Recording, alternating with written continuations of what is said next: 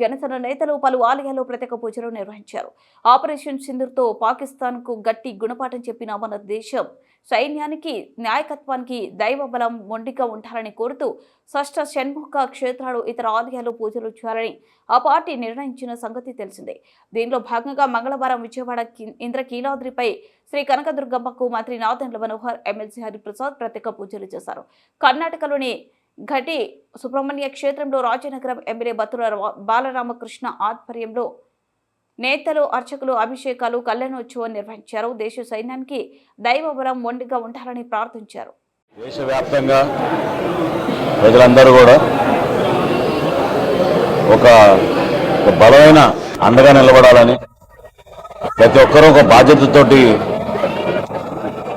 దేశభావం, దేశభక్తి అనేది కలగాలనే ఆలోచనతోటి మా పార్టీ అధ్యక్షులు పవన్ కళ్యాణ్ గారు జనసేన పార్టీలో ఉన్న శ్రేణులందరినీ కూడా ఒక నూతన ఉత్తేజం ఇచ్చే విధంగా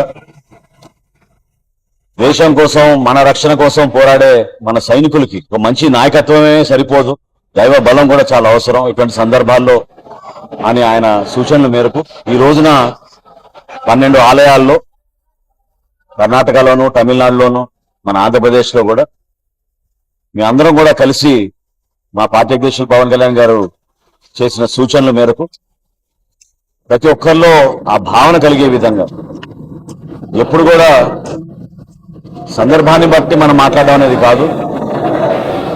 ఏ సందర్భమైనా సరే ముందు మన దేశం, మన కోసం త్యాగాలు చేసిన మన సైనికులు ఏ విధంగా కొన్ని సంఘటనలు చూసామో గత నెల రోజుల నుంచి ప్రతి ఒక్కరిని కదిలివేసింది. కానీ ఒక బాధ్యత కూడా మనందరిలోనూ ఉండాలి. ఈరోజు అమ్మవారి ఆశీస్సులతోటి చాలా అద్భుతంగా పూజలు జరిపి మన సైనికులకి మనస్ఫూర్తిగా మేమందరం కూడా తోడుగా ఉంటాం. ఆ ధైర్యం నింపే విధంగా ప్రతి అడుగు వారు ముందుకు వేయాలి.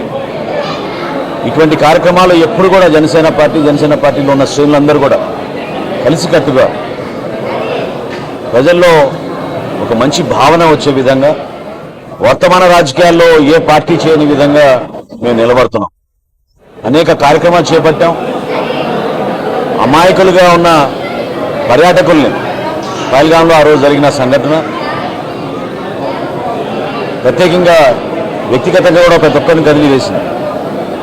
ఆ రోజు నుంచి ఈ రోజు వరకు కూడా కాల్పులు విరమణ జరిగినాక కూడా ఏ రోజైనా మరొకసారి యుద్ధ వాతావరణం వచ్చే పరిస్థితి కనపడుతోంది. కాబట్టి మనస్ఫూర్తిగా మేమందరం కూడా ఈరోజు ప్రార్థించింది, అమ్మవారిని కోరుకుంది. ఏ విధంగా మా నాయకుడు పవన్ కళ్యాణ్ గారు ఇటువంటి కార్యక్రమాల్లో ఎప్పుడు కూడా ఒక చక్కటి సందేశం ఇస్తారు. ఆ సందేశానికి దైవబలం కూడా ఉండాలి, మంచి నాయకత్వం ఉండాలి. మంచి నాయకత్వంతో పాటు అమ్మవారి ఆశీస్సులు ఉండాలని ఈరోజు దుర్గమ్మవారిని కోరడం జరిగింది. రాబోయే రోజుల్లో కూడా ఈ రోజుకి రాష్ట్ర ప్రజలు ఒక అద్భుత